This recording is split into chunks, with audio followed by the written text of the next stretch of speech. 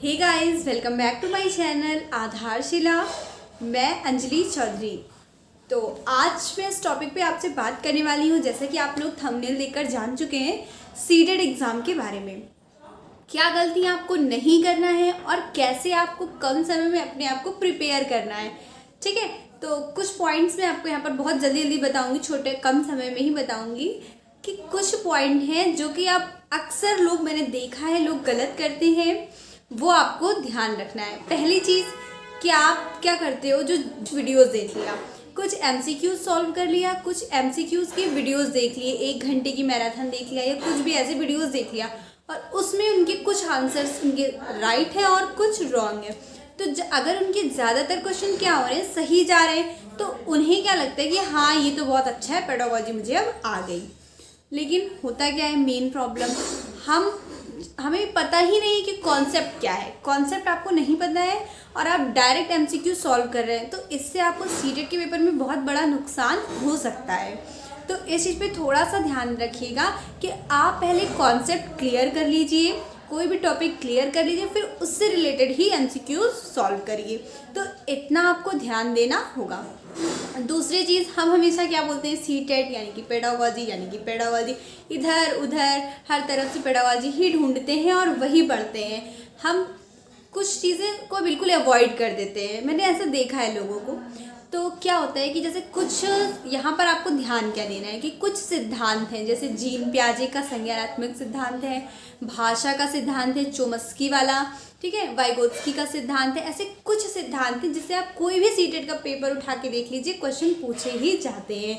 तो पहले ये सिद्धांत तो जान लीजिए क्या होता है। आप एग्ज़ाम देने पहुंच गए हो, आपको पता ही नहीं कि ये सिद्धांत क्या है, तो फिर आप कैसे क्वेश्चन कर पाओगे। तो ये सारे सिद्धांत आप एक बार, जो मोस्ट इम्पॉर्टेंट सिद्धांत है, उन्हें एक बार समझ लीजिए कि आखिर इसका मतलब क्या है। फिर आपको जब वो चीज़ें समझ में आ जाएंगी तो फिर वो क्वेश्चन कितना भी घुमा कर पूछा जाए आप इजीली कर लोगे। ठीक है, उसके बाद एक पॉइंट और याद रखिएगा, जो अवस्थाएं होती हैं जैसे बाल्यावस्था, शैशवावस्था, किशोरावस्था, इनसे भी एक क्वेश्चन पूछा ही जाता है। तो क्या होता है कि कौन सी अवस्थाओं में कौन सी प्रवृत्तियां पाई जाती हैं।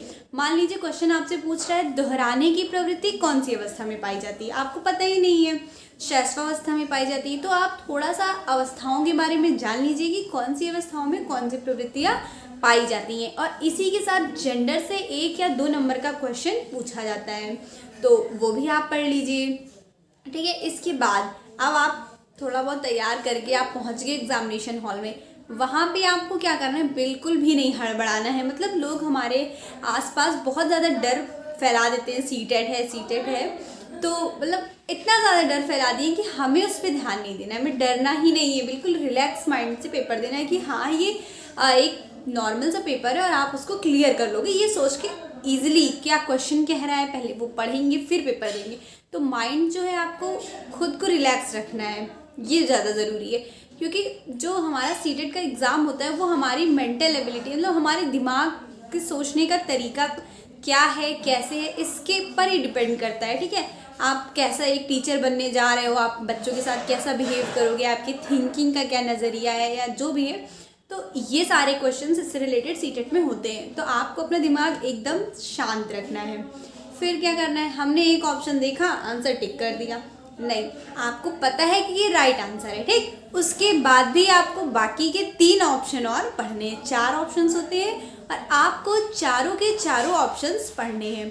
फिर अगर मान लीजिए आपने ऑप्शंस पढ़ा और आपको बिल्कुल क्वेश्चन नहीं आ रहा है, तो आप कुछ पॉइंट्स याद कर सकते हैं। जैसे कि आप एक टीचर बनने जा रहे हैं, तो पहली चीज़ कि आपको क्लास में नकारात्मकता नहीं फैलानी है।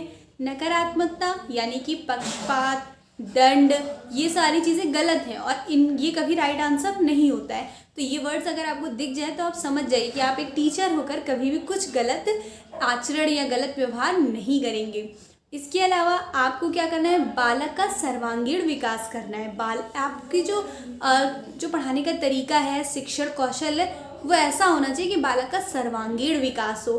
ठीक है, तो ये सारी चीज़ें होंगी। इसके अलावा बालक जो है वो कक्षा में सक्रिय रहे, उसकी रुचि का ध्यान रखिए, क्योंकि आजकल कैसी शिक्षाएं हैं हमारे आसपास, बाल केंद्रित शिक्षा। तो ये सारे ऑप्शंस आप पढ़ेंगे कि दंड देना, बच्चों को लालच देना, ये सारी चीज़ें क्या है, गलत हैं। तो ये कभी भी आपका राइट आंसर नहीं होगा। तो ये सारी चीज़ें आपको ध्यान देना ही है। आप अगर कुछ छोटी छोटी बातों का ध्यान रखेंगे तो आपका सीटेट ईजिली क्लियर हो जाएगा। तो ये कुछ बातें थी जो आप अक्सर लोग ये गलतियाँ करते हैं। तो बस ये वीडियो मेरा बनाने का यही मतलब था कि आप लोगों की हेल्प कर सकें कि प्लीज़ ऐसी छोटी छोटी गलतियाँ मत करिए, क्योंकि यही आपके मार्क्स को कम कर देती है। तो बस इस वीडियो में बस इतना ही, मिलते हैं नेक्स्ट वीडियो में।